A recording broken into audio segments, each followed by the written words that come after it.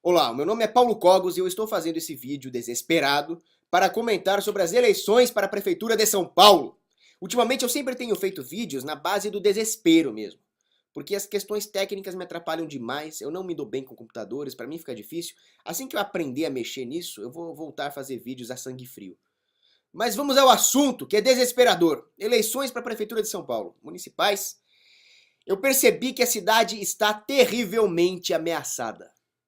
Quem me conhece sabe que eu sou um conservative libertarian radical, que as minhas posições políticas concordam sistemicamente com o anarcocapitalismo, que eu sou a favor de abolir o Estado e privatizar todos os setores da sociedade, estabelecendo finalmente a soberania do indivíduo.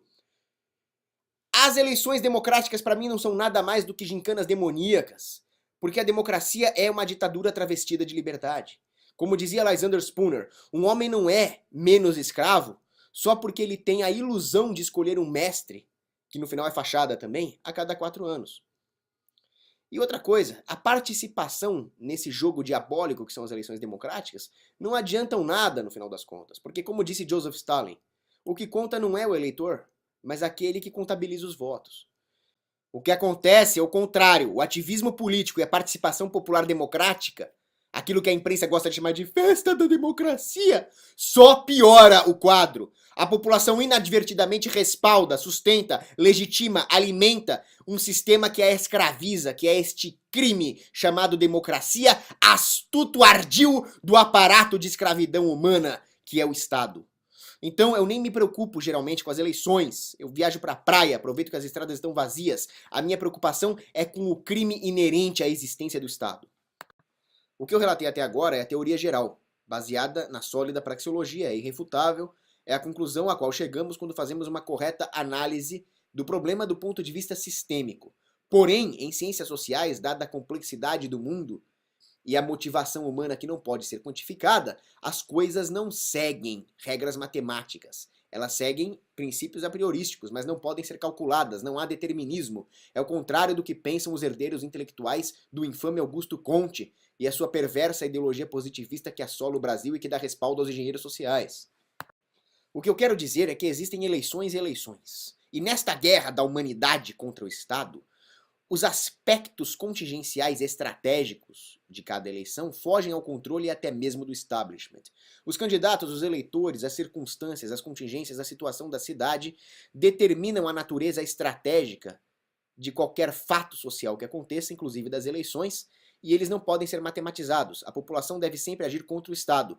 Este vídeo não tem como objetivo discorrer sobre a necessidade do não voto, da desobediência civil e do agorismo através da rebelião contra o sistema democrático.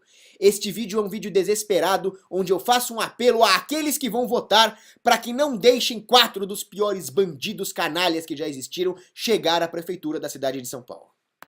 Antes de começar a discorrer sobre os candidatos à prefeitura, eu quero reiterar, não deve haver prefeitura!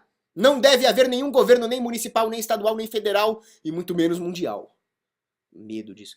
Nós deveríamos fazer como aquela cidadezinha do Alasca, Talkeetna, que tem como prefeito um gato. Um gatinho gordo, chamado Stubbs. Ele é prefeito da cidade há 15 anos, melhor prefeito que a cidade já teve, não enche o saco de ninguém, e a prefeitura tem uma funcionária que é uma velhinha, que vai lá trazer o leite pro gato, no pires ali.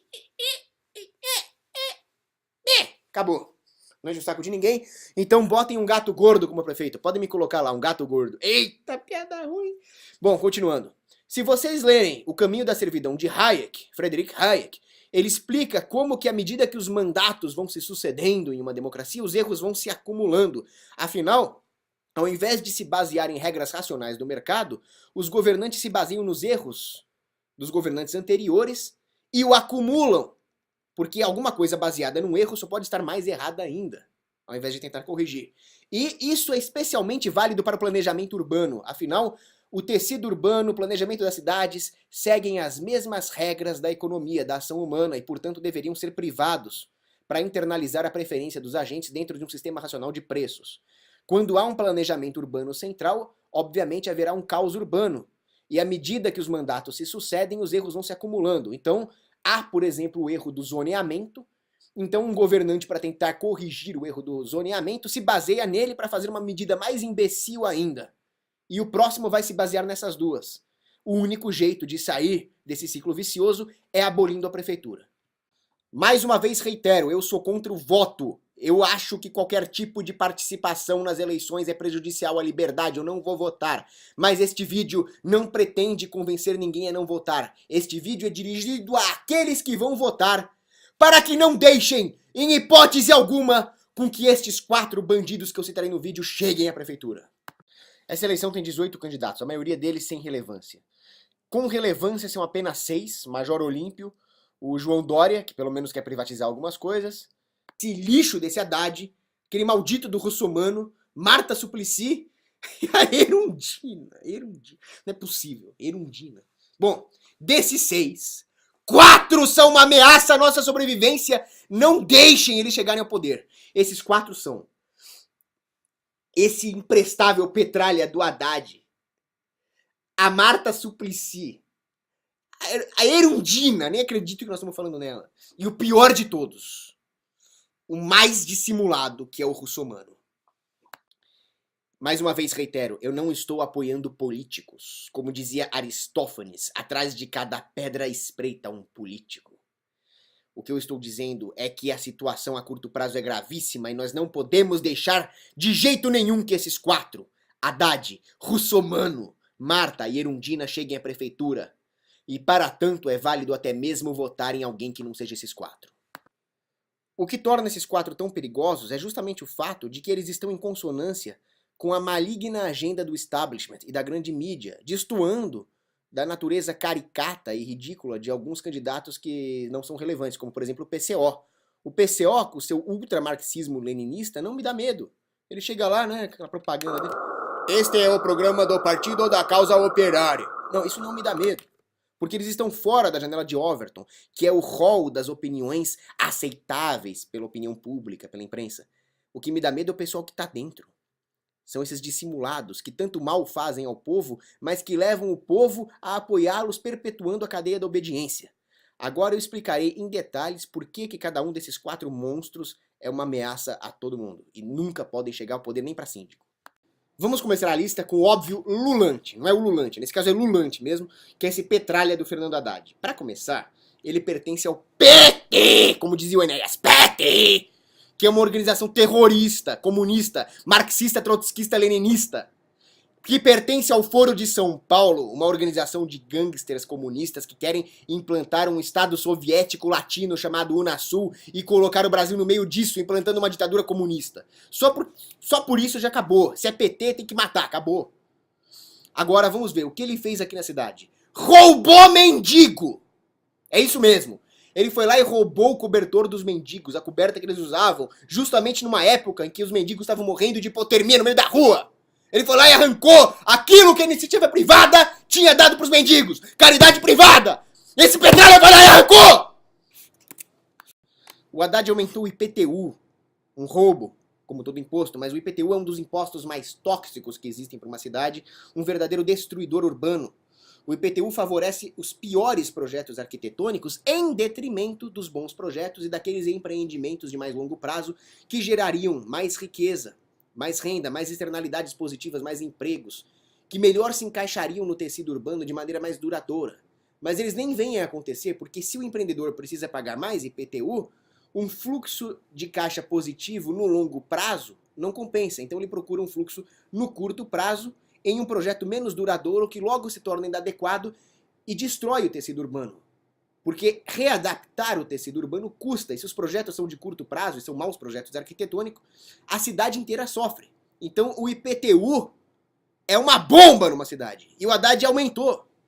Como se isso não bastasse, o Haddad resolveu taxar o Uber. Parece pouco, 10 centavos por quilômetro, mas para um pobre não é.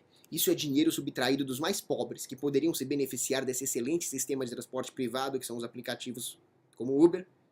E esse dinheiro é arrancado, então, dos pobres honestos e vai para os ricos desonestos, que são os políticos parasitas.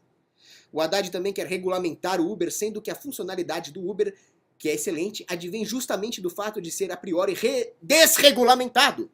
Além disso, o Haddad tem um plano diretor, que é um ataque contra a mobilidade urbana. Ele quer acabar com a nossa mobilidade, com a nossa liberdade de locomoção, justamente para controlar o movimento das pessoas. É uma sanha totalitária. O plano diretor é uma guerra declarada contra o carro, que é o melhor sistema de mobilidade urbana que existe.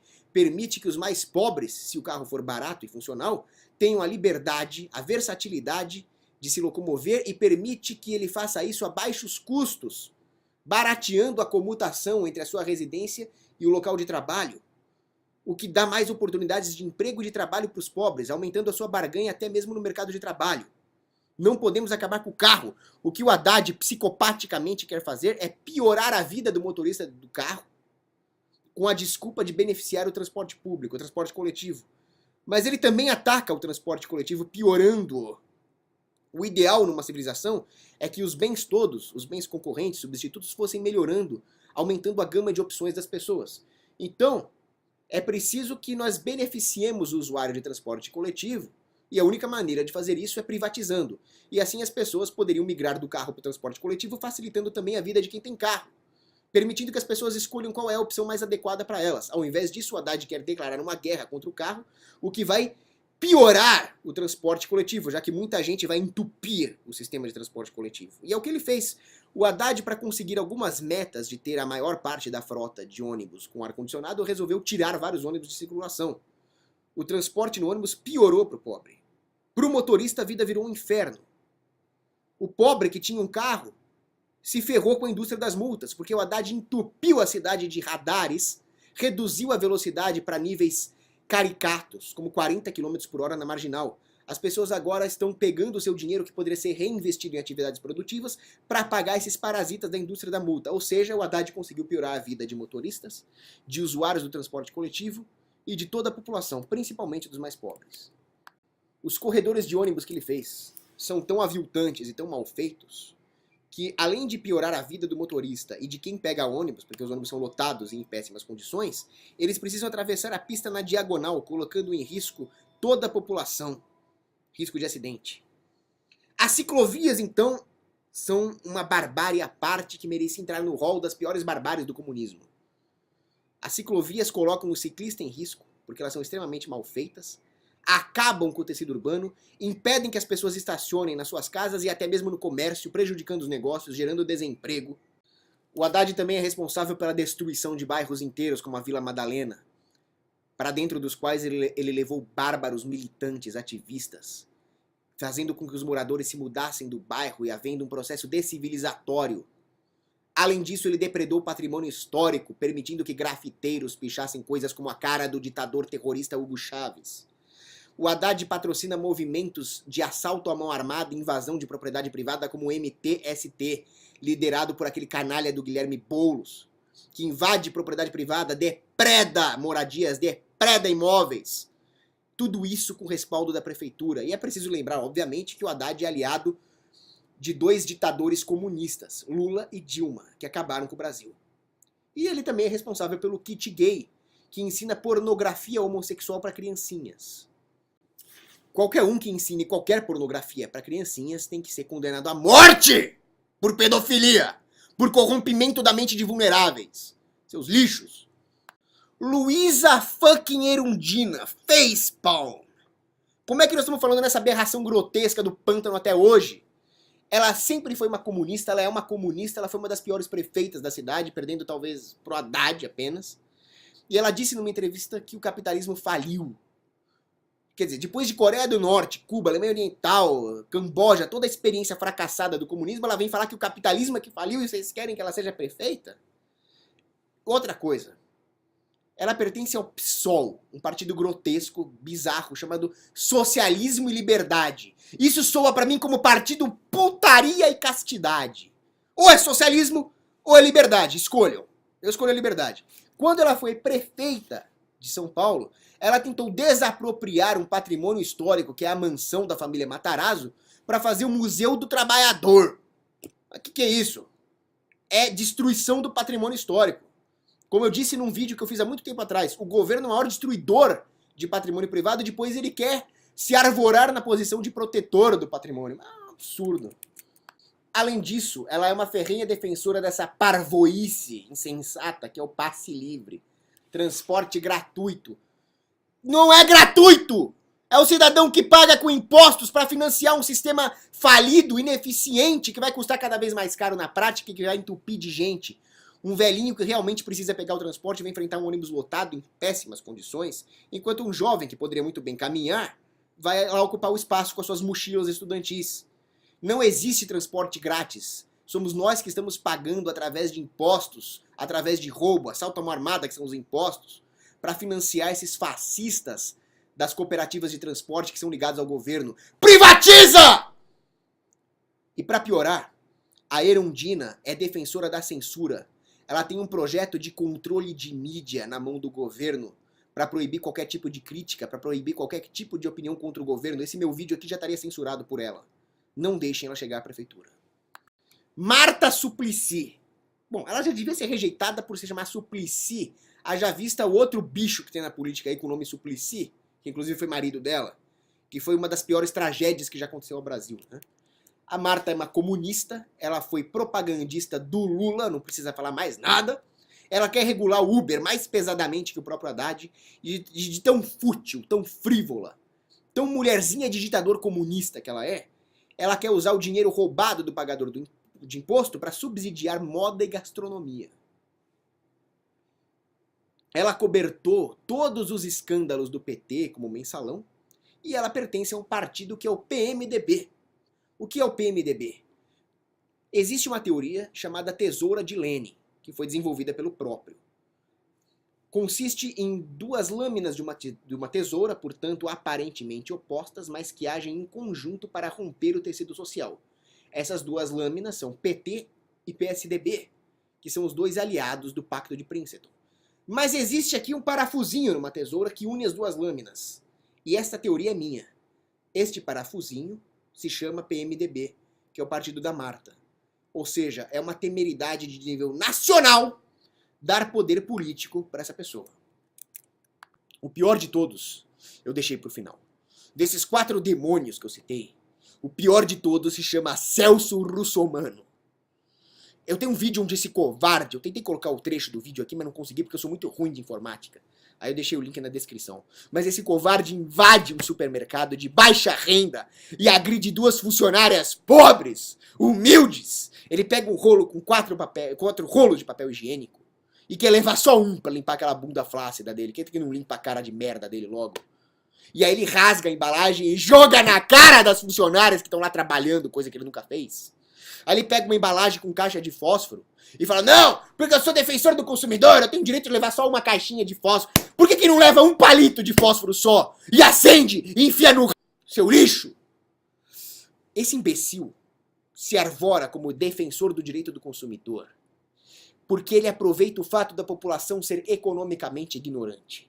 Como ele nunca trabalhou na vida, ele é só um bandidinho, ele não sabe como as coisas realmente funcionam. Dentro de um supermercado, o setor de logística e de compras e de vendas trabalha com uma coisa chamada SKU.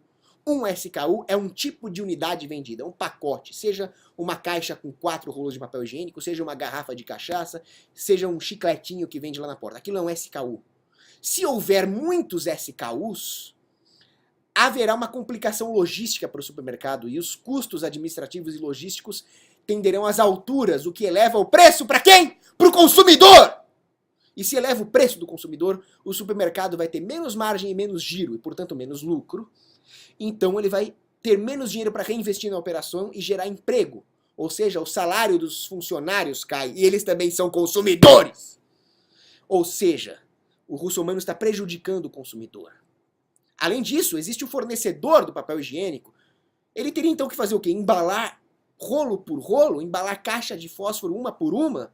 Isso também encarece as operações porque existe uma coisa chamada economia de escala.